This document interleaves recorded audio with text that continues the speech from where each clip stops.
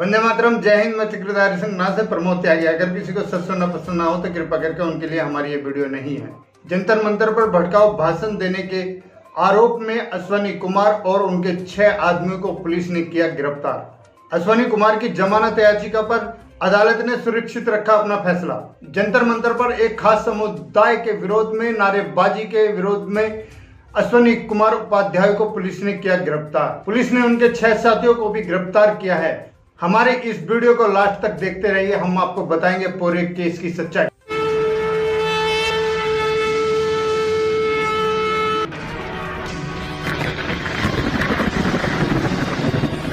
जमानत की याचिका पर सुनवाई करते हुए अदालत ने अपना फैसला सुरक्षित रखा, पर जब आम आदमी पार्टी के नेता अमतुल्ला खान सरेआम खुले मंच से यति नरसिंहानंद जी स्वामी जी को डासना मंदिर वाले को गाली देते हैं और कहते हैं तन सर से जुदा, और इसी तरह के अभद्र भाषा से पेश आते हैं, तब दिल्ली पुलिस और दिल्ली सरकार चुप क्यों रहती है?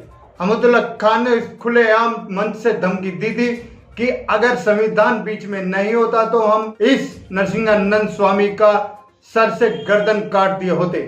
परंतु दिल्ली पुलिस ने और दिल्ली सरकार ने, यहाँ तक कि दिल्ली के गृह मंत्री और देश के गृह मंत्री और राज्य सरकार ने फिर भी कोई एक्शन नहीं लिया। और आम आदमी पार्टी के अध्यक्ष केजरीवाल ने तो हिंदुओं के ऊपर ही लांछन लगाते हुए कहा है कि हिंदू कहीं किसी से मिलजुल कर रहना नहीं चाहते। हिंदू दूसरे समुदाय के अंदर बैर की भावना रखते हैं। हिंदू के देश में हिंदुओं को ही हिंदू आतंकवादी कहा जाता है और हिंदू किसी के साथ में मेलजोल करके नहीं रखता। अगर हिंदू मेलजोल करके नहीं रखता तो आज तक कोई भी समुदाय भारत के अंदर नहीं रहता। यह हिंदुओं की मेहरबानियां है जो सारे समुदाय यहाँ पे शांतिपूर्वक तरीके से रह रहे हैं। हिंदुओं के देश में अगर किसी के ऊपर जुल्म हो रहा है तो वो हिंदू है।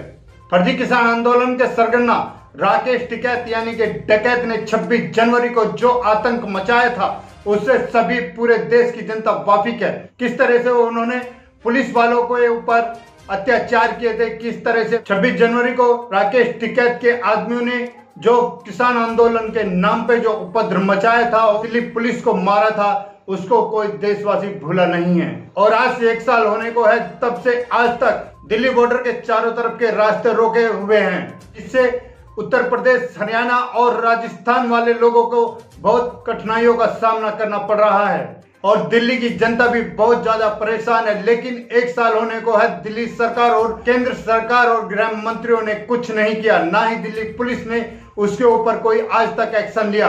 यूपी के मुख्यमंत्री आदित्यनाथ जी ने 26 जनवरी के उपद्रव के बाद जो एक्शन लिया था, उनका पानी उनी रुकवाने के बाद तो दिल्ली सरकार सामने आई थी और उन्होंने बोला था कि हम पानी और बिजली इन किसान आंदोलनों को देंगे और हम इनका साथ देंगे। शाहीन बाग में 3-4 महीने आंदोलन चलता है सीए के ऊपर। वहां पर कितना पत्थरबाजी और किस तरह के अभद्र नारे लगते हैं, हिंदुओं को किस तरह से बदनाम किया जाता है और किस तरह से वहां देह व्यापार का धंधा होता है और किस तरह से वहां चर्च ड्रग्स का धंधा होता है। लेकिन दिल्ली सरकार और केंद्र सरकार और दोनों के गृह मंत्री और दिल्ली पुलिस सभी चुप थे। हिंदुओं का खुलेआम कत्लेआम हो जाता है तब दिल्ली सरकार के लिए अच्छा होता है। राकेश टिकैत लालची टाइप के लोग जो किसानों के नाम पर फर्जी आंदोलन कर रहे हैं, उन्होंने कितने अभद्र भाषण और कितनी गंदी गंदी गालियां दी हैं, किस तरह का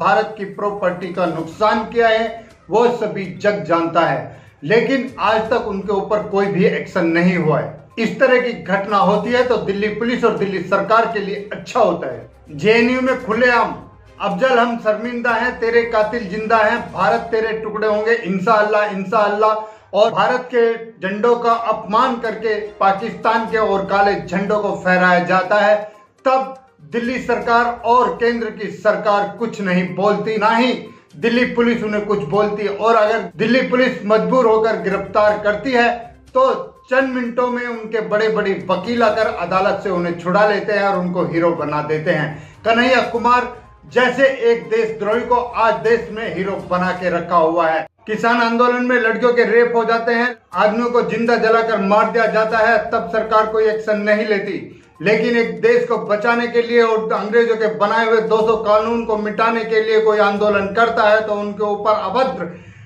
टिप्पणी करके उन्हें गिरफ्तार कर दिया जाता है। जगह जगह पर वही शांति प्रिय समुदाय के लोग पाकिस्तान का झंडा लहराते हैं और भारत के झंडे को कहीं पे जलाते हैं, कहीं पे उसको पैरों के तले कुचलते हुए दिखाई देते हैं, लेकिन उनके ऊपर कोई एक्शन नहीं होता।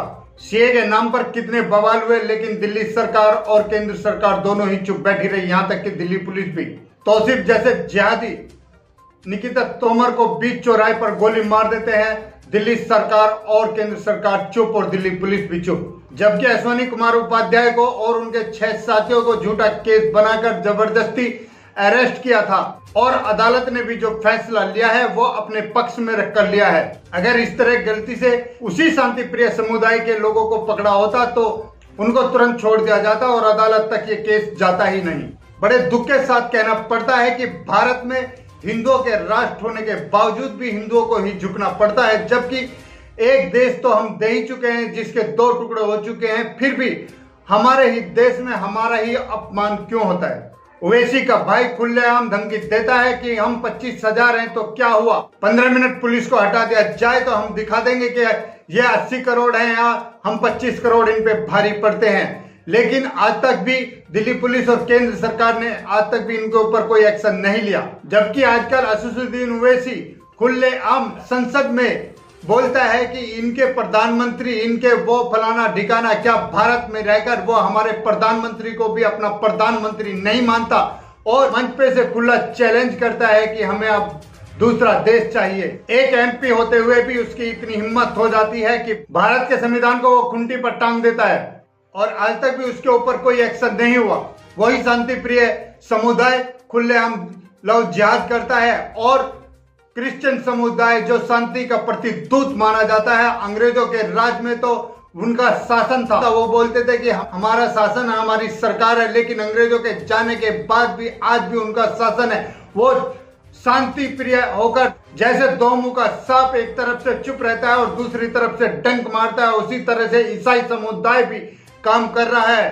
शांति प्रिय ढंग से हिंदुओं के ऊपर टारगेट किए जा रहा है, पैसे देकर किसी को किस तरह से हिंदुओं को तोड़ने के चक्कर में लगा हुआ है। दोनों धर्म के समुदाय अपने अपने ढंग से हिंदुओं को ही टारगेट बनाकर धर्म परिवर्तन पर लगे हुए हैं और इसमें पूरे देश के अंदर किसी भी प्रदेश की सरकार हो कोई भी कैडा एक्शन नहीं ले रही है। अगर उत्तर प्रदेश की सरकार कोई एक्शन लेती है तो उस पे चारों तरफ की सरकार दबाव डालने पे लग जाती है। आज के हमारे देश में जो देश को जोड़ने वाले हैं वो देश के दुश्मन हो गए हैं और जो देश को तोड़ने वाले हैं वो देश के सहयोगी हो गए हैं।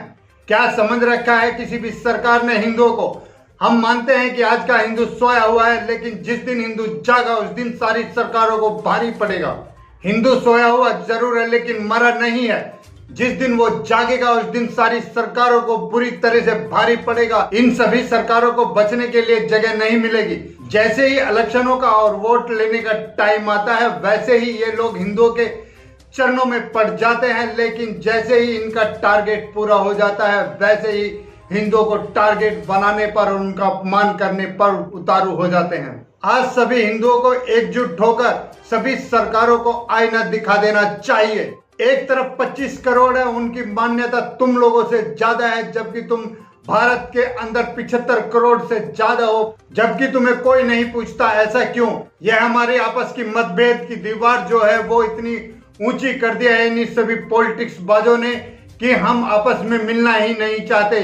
ये छोटा ये बड़ा इसी भुलाई में रहते हैं और इसी का ये फायदा उठाते हैं, जो आज 75 करोड़ हिंदू होने के बावजूद भी अकेला दिखाई देता है। ये शांति प्रिय लोग कहीं पे मनमानी ढंग से धर्म परिवर्तन करते हैं, कहीं पे जिहाद फैलाकर मनमानी करते हैं, कहीं पे जोर जबरदस्ती करके धर्म परिवर्तन करते हैं और कहीं पे डरा भगाकर उनकी जमीन उमीन हड़पने के बाद उनको प्रदेश से ही भगा देते हैं। जैसे कश्मीर, कराना और पश्चिम बंगाल, हैदराबाद जैसे ऐसे कई प्रदेश हैं जहां से हिंदू धीरे धीरे पलायन कर चुका है। हमारे देश में ऐसे 9 प्रदेश हैं जिसमें हिंदू 10% से भी कम रह गए हैं। दिल्ली के अंदर हमारे 50 साल पुराने मंदिर तोड़ दिए जाते हैं, लेकिन सिख खास समुदाय के लोग 4 ईंटें रखकर एक ग्रीन चादर डालकर बुत परस्ती करते हैं उनको कोई नहीं रोकता, जबकि इनके कुरान के अनुसार बुत परस्ती हराम है, फिर भी बुत परस्ती का काम करते हैं। आज हिंदुओं के देश में हिंदुओं का ही हक छीना जा रहा है और सही में देखा जाए तो हिंदुओं के ऊपर ही अत्याचार हो रहा है, चाहे वो कोई भी सरकार हो, चाहे प्रशासन हो, या सुप्रीम कोर्ट न्यायालय हो, या हमारा संविधान हो, सभी के सभी हिंदुओं के ऊपर ही अत्याचार ढा रहे हैं। और इसका दोषी कोई और नहीं, इसका दोषी सिर्फ और सिर्फ हिंदू है, क्योंकि हिंदुओं के अंदर एकता नहीं है, क्योंकि हिंदू कल के बारे में नहीं सोचता और इनका पूरा टारगेट आगे आने वाले फ्यूचर के बारे में है। हिंदू सोचता है अपने बच्चे को पीछे से IAS ऑफिसर बना दे और बड़े बड़े बिजनेस का मालिक बना दे, 4-5 बंगले खरीद ले, 4-5 दुकानें खरीद ले, 4-5 फैक्ट्रियां खरीद ले, लेकिन वो ये नहीं सोचता आने वाले कल में मेरे बच्चों का क्या होगा।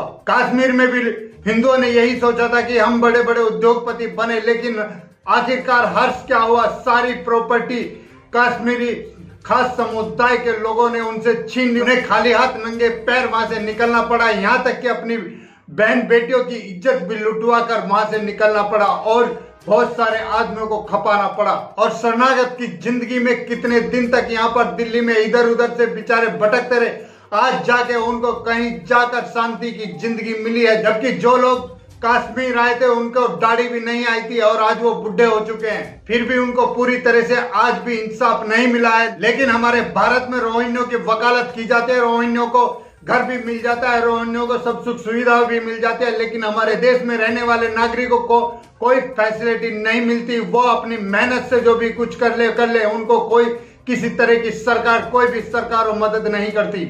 और हमारे हिंदुओं में सबसे बड़ी गलती यह है कि कोई भी हिंदू अगर किसी गैर समुदाय की लड़की से शादी कर लेता है तो उसका हुक्का पानी सब बात करना भी बंद कर देते हैं, उसे अपने घर में रखना भी स्वीकार नहीं करते और तब तक उसको परेशान करते हैं जब तक या तो वो लड़की से छुटकारा ना पाले, या वो अपने आप को समाप्त ना कर दे, या वो अपना धर्म परिवर्तन ना कर ले, जिस कारण से हिंदुओं का पतन होता जा रहा है। क्योंकि हिंदुओं में एक ऐसी प्रथा है जिस प्रथा के कारण हम लोग दूसरे की बेटी को अपने घर में नहीं ला सकते, लेकिन अपनी बेटी को वो लव जिहाद करके ले जाते हैं, वो धर्म परिवर्तन करके ले जाते हैं, वो हमें स्वीकार हो जाता है। अगर हम भी अपने हिंदू लड़कों को पूरी छूट दे दें, अपने परिवार में दूसरे धर्म की लड़कियों को आने की सुविधा दे दे, तो शायद इन लोगों का धर्म परिवर्तन करना ही बंद हो जाए। जबकि दूसरे समुदाय के लोग उस ताश में रहते हैं कि कब इसके घर वाले इसको अपमान करें और इसको हम मुसलमान बनाने में कामयाब हो जाएं। हमारे भारत में 70 सालों से एक बड़ा षड्यंत्र चल रहा है और जिसकी सजा सिर्फ और सिर्फ हिंदू भुगत रहा है। हिंदुस्तान पाकिस्तान का बंटवारा हुआ तो कत्लेआम हिंदुओं का हुआ, देश बटा तो कत्लेआम हिंदुओं का हुआ, और आज भी पाकिस्तान या बांग्लादेश या अफगानिस्तान में हिंदुओं का ही कत्लेआम होता है। और महात्मा गांधी की देन, दो देश बंटवाने के बावजूद भी दूसरे समुदाय के लोग यहाँ पर हैं, वो उनकी जनसंख्या भी बढ़ रही है, जबकि हमारे हिंदुओं की पाकिस्तान और बांग्लादेश में जनसंख्या घटकर 2 या 3% रह गई है। लेकिन हमारे देश में दूसरे समुदाय की जनसंख्या 10 गुनी से ज्यादा बढ़ चुकी है, फिर भी हिंदू गलत है। इसमें किसी और का दोष नहीं, ये सारा दोष हिंदुओं का है, क्योंकि कभी किसी पार्टी के बहकावे में आकर गुमराह होकर आपस में ही बटा हुआ है। जिस दिन हिंदू एक होगा उस दिन ही उसको इंसाफ मिलेगा, तब तक हिंदुओं को इंसाफ मिलने वाला नहीं है। जिन्होंने हमारे भारत को आजादी दिलाई उनका नामो निशान मिटा दिया गया, और जिन्होंने अपने स्वार्थ और लालच और सत्ता के लालच में देश के बंटवारा किया, उनको ताज पहनाया गया और उनको चाचा नेहरू और बापू गांधी कह के पुकारा गया। इसी के साथ देश की सच्चाई के लिए, देश के लिए जीना, देश के लिए मरना। अगर आपको हमारी ये वीडियो अच्छी लगी हो तो लाइक करें, शेयर करें, कमेंट करें, सब्सक्राइब करें और बेल आइकन जरूर दबाएं। अभी मैं अपनी वाणी को विराम देता हूं। वंदे मातरम, जय हिंद।